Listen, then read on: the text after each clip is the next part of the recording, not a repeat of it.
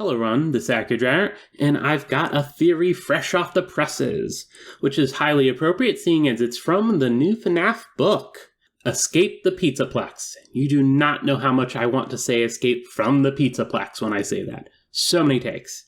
Anyway, it is the newest book and an interactive novel, which presses actually isn't quite correct because I have the ebook version, which actually turns out to be pretty nifty. Anyway, I've got a little theory that I've cooked up. And if we go to this page, I won't be going too much into the story itself because it literally just came out yesterday. If I sound a little over-caffeinated, I might just be. I've read all the story. And it is now today. Yeah. Anyway, let me read a little section of the story for you.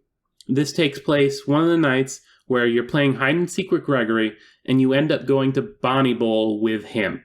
And you are Cassie, just to set down the basics. And I will do a horrible Cassie voice, don't mind it. Gregory, you call after him as loudly as you dare, afraid to draw attention from the bots, or worse, Monty. Wait up! Either doesn't hear you, or he doesn't care because he goes directly for a door down near the far end of the lanes. You think it leads to the area behind the bowling lanes, where the pins get reset. It's a good place to hide, and you're a little bummed that Gregory thought of it before you did. He opens the door and goes in, letting the door shut behind him. Once you reach it, you try to follow, but it's locked, and you don't know the code for the keypad beside it. Now, some of you who are into lore probably recognize this, because it is something from Security Breach. In fact, it was a bugged bit of lore that was found out later.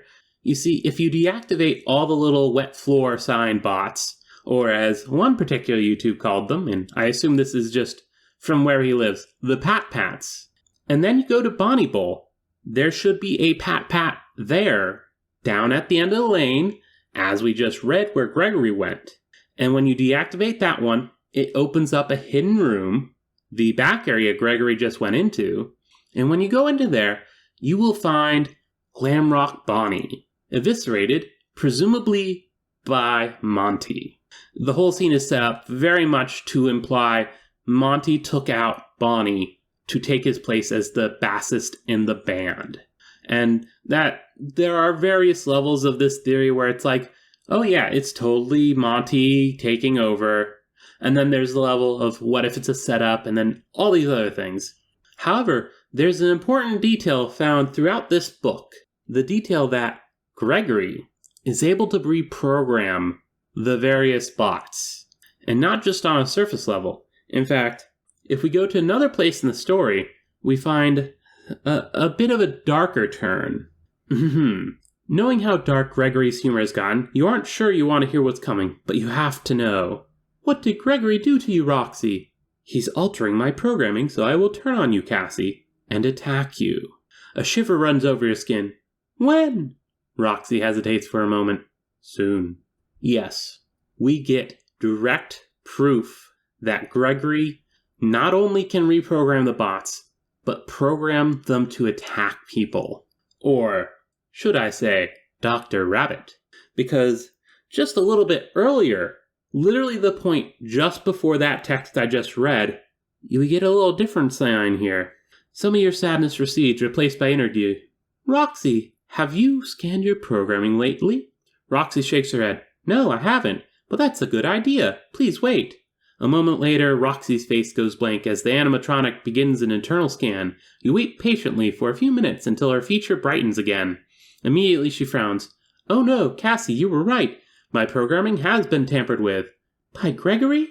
She nods. Yes, he altered it so that I would assist him in his prank last night, but I found something else too. She pauses. Something much worse. And that's where we pick up on the piece I read before this. Yes, there was 2 levels to this. There wasn't only the blarg murder bot part of the program, but there was the harmless I want to prank Cassie and you're going to help me part. And it's not just in this section. The way Gregory acts throughout the book, especially when you get to one of the endings, and the way everything plays out, I believe him.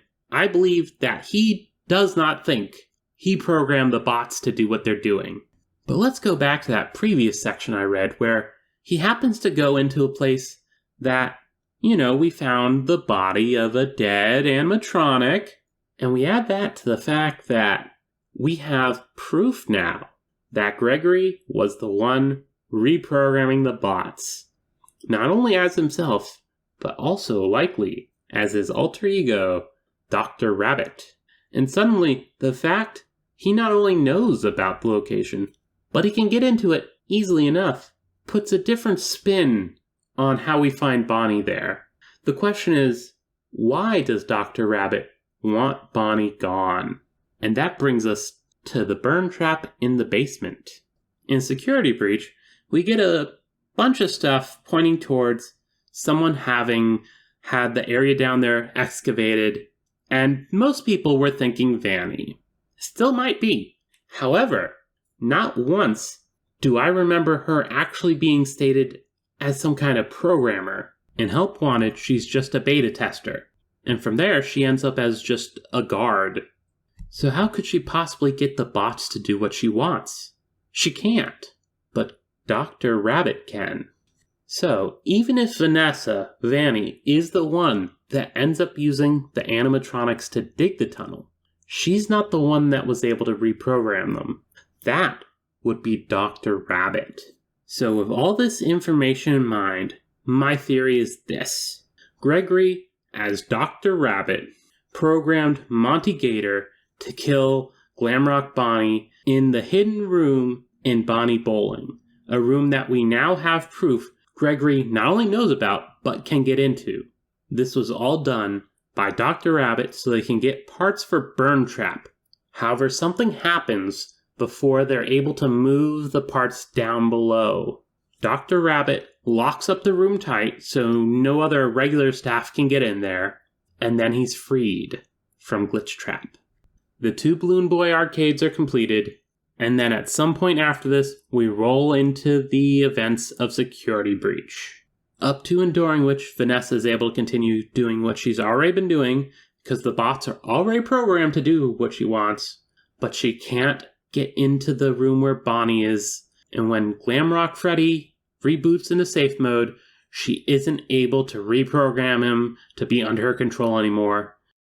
Anyway, I hope you've enjoyed my theory. Please like and subscribe. Also, if you disagree with it, or if you happen to spot something I might have missed, please do not be afraid. The comments are open to you. This has been Accurate, and I'm signing off.